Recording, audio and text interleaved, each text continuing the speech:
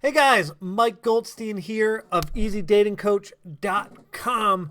Today's topic is, can you slow down after having sex with a guy? I want to use some examples because I have different answers for different examples. So let's talk about if you have sex on the first night and you are looking for a relationship. This is all if you are looking for committed relationship, life partner. All right, so maybe you drink too much. Maybe something happens, whatever, but you have sex on the first night. And I'm not judging at all. If you want to do that, by all means do it. Now, you have sex on the first night and you're like, man, I kind of like this guy and I would like to get to know him better, but like, I'm nervous. Like Mike says, I shouldn't have sex on the first date if I'm trying to get a relationship. Can you go backwards? And the answer actually is, in this instant, yes. But you need to be wildly strategic on how you execute this. So what you need to do is be upfront and honest and communicate. So if this guy reaches out to you after the first date, which was sex, and is trying to set something up, and a lot of the time he's going to be setting it up based on the idea that we're going to have sex again. Now, what you need to do is either hop on the phone or text him or do whatever you need to do, but communicate. Like, I know this sounds cliche, but I don't normally have sex on the first night, and you seem like a great guy, and I'd love to get to know you better and potentially go through this whole dating process because you seem great. And see what he says and be like, are you up for that? I know I kind of let the cat out of the bag, but like, would you consider like kind of dating a little bit? And see if he's down for it. And if he is, cool, let's see what happens.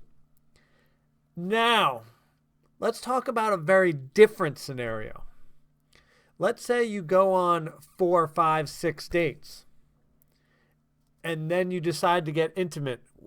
And intimate includes any type of orgasm for the man or yourself. So that's, in high school terms, third base or a home run, which is obviously having sex. Whether it's, I think it's self-explanatory, but any hole. All right? Not to get too graphic. So now, you've had some sort of sexual experience. And maybe it was enjoyable, maybe it wasn't. But then the next day, you're like, shoot, I kind of regret that I did that. Or that might have been too fast. And maybe you got carried away. Maybe, it was enjoyable and you were having fun. And you're like, oh, man, I kind of regret that I did that. I've got some bad news for you. You really messed this one up. If you have a certain boundary of when you're going to have sex or when you're going to do certain things, you really need to stick to it. I hate to say it, but you need to be on your game. If you know, like, I don't feel comfortable yet at where we are in the relationship, you got to do it. Because you're just, I hate to say it, but you're going to look kind of stupid if you decide to backtrack. Because it's like, especially if you're an adult woman, it's like, well, why did you let it go that far? Like, I thought we were good. Like, if we're on date 5, date 6, date whatever plus, and you let it go somewhere, like, come on, we're adults here. Like, you should have control. You should have boundaries. You should be able to communicate.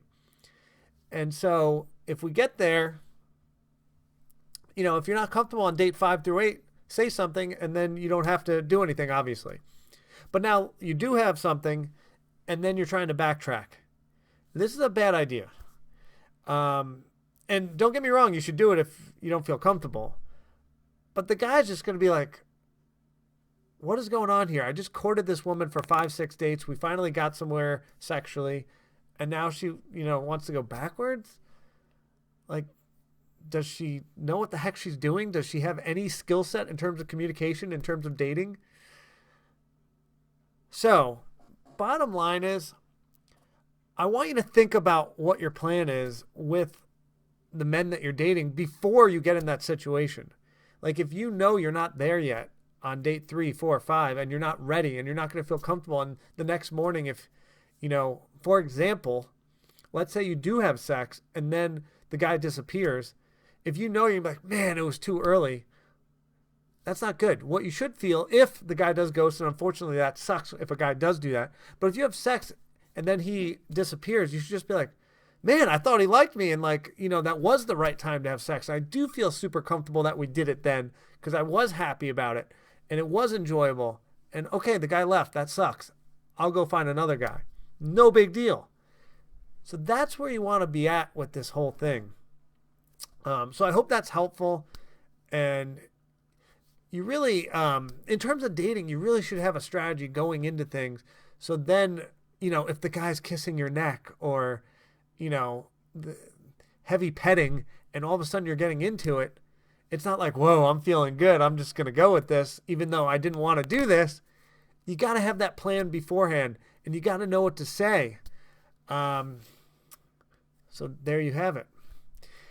So guys, what I will do is I'm going to put in the description down here, you know what? If you guys want to fall in love, I'm going to do the best one I can give you. And down there, if you want to talk to me for 15 minutes and consider getting coaching with me, where I will help you fall in love, well, I'm going to put that down in the description. So hop on in there. Guys, I love all of you, and we'll see you next video.